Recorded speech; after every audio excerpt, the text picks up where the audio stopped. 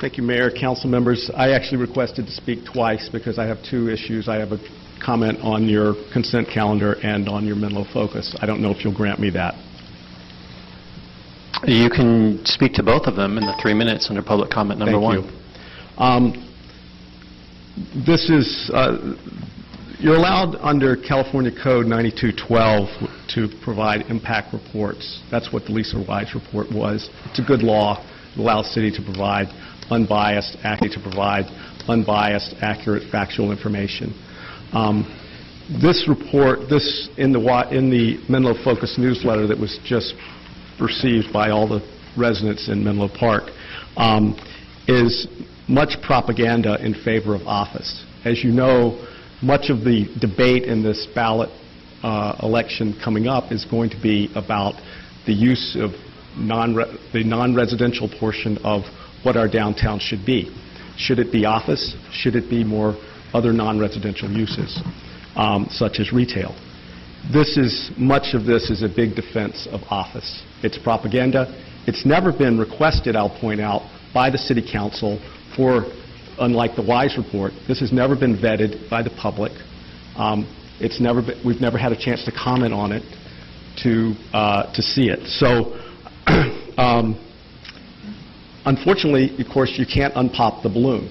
And I would like the council to consider that the city, using my tax dollars, fellow residents' tax dollars, is now taking a side in this election. That is not something that any of us should be wanting to do. Not even people who are on the other side of this issue should be very, very concerned. I've contacted the California Attorney General to ask that they investigate this and see if there's something that can be done. But I would like the city should be erring on the side of no trace of any kind of bias in this election, and unfortunately, this doesn't meet the standard. I'm going to... Mr. Robinson, I'll give you 3 minutes for your other issue, too, so okay. You can finish. Thank you. So that's really what I wanted to say about this. I know that other members of the community have raised similar concerns. I know that later on the consent calendar, and I'm a little mystified why it's on consent, since it's been a contentious issue in this community, is your discussion about whether to authorize additional funds to Lisa Wise to answer the questions that were raised by Patti Fry and other community members, including myself, about the accuracy, validity, and other issues with the Wise report. So I'm curious what the purpose of this report is and this additional use of funds. We'll note that again, under California Code 9212, the impact reports, they have to be done within 30 days of acceptance of the signatures. You're outside that window now. And so do you intend, if information comes back from Lisa Wise and your own staff saying that, oh, there were errors, there were problems, are you going to correct the report?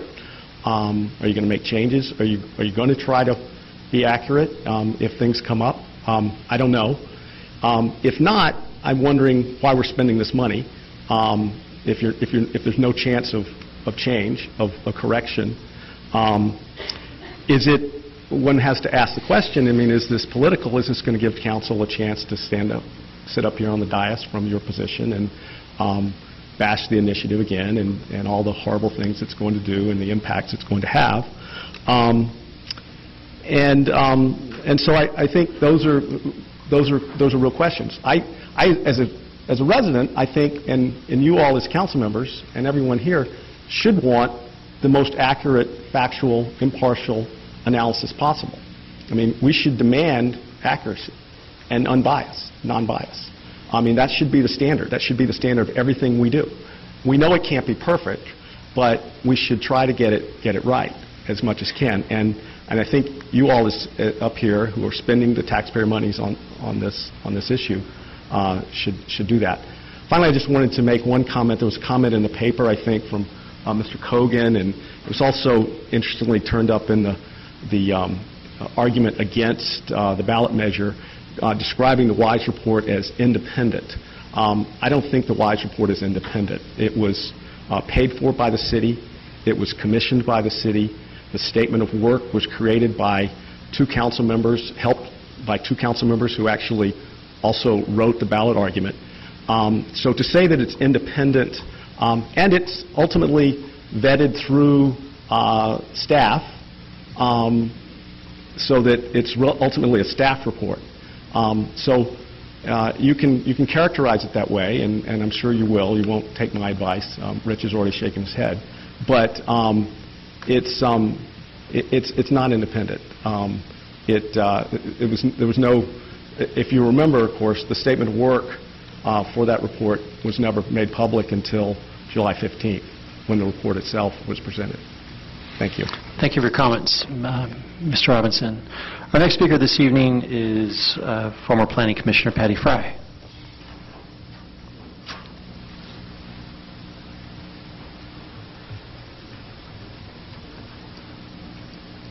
Good evening, Patti Fry, Menlo Park. I'm here tonight to ask this council and the city manager and staff to provide more complete, impartial, and truthful information about Measure M, the specific plan, and how the plan is unfolding with the two large projects that are the reason there was so much community concern in the first place. Our community deserves quality information to make good decisions when they vote. And they're not getting it. You're not providing it, and you're spending public funds. I'm not sure the purpose of spending more, but you didn't even have the grace to acknowledge the letter that was sent to you by the community.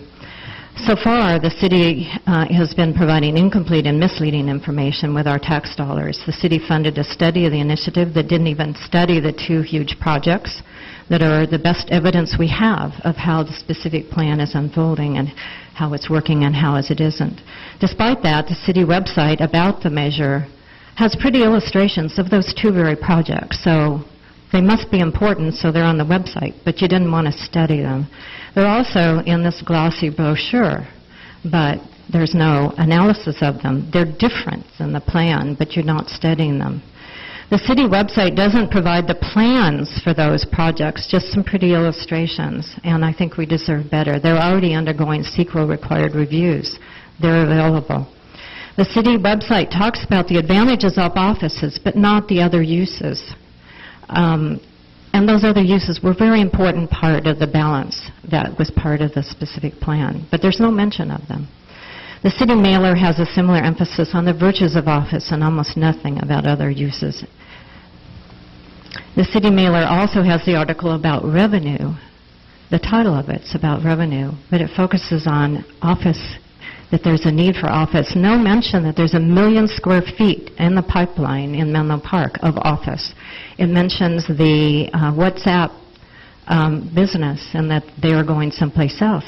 They don't provide sales tax revenue, so what's it doing in an article about revenue? The ballot argument against M has inaccurate information. It talks about city funds, schools, and fire district finances will be now damaged. The report that the city commissioned does not say that, and I ask you to correct the argument. We could go legal paths if we want. Some of you have told me the campaign's going to be dirty this fall, but I'd ask you to take the honorable path. Some of you are up for election. Set a good example. The fire station is in there. You guys have had years to fix that, and you can still fix it. It doesn't have to be a campaign issue. So I, again, ask you to correct the misinformation, provide quality, impartial information, and thorough information, not just a piece of it.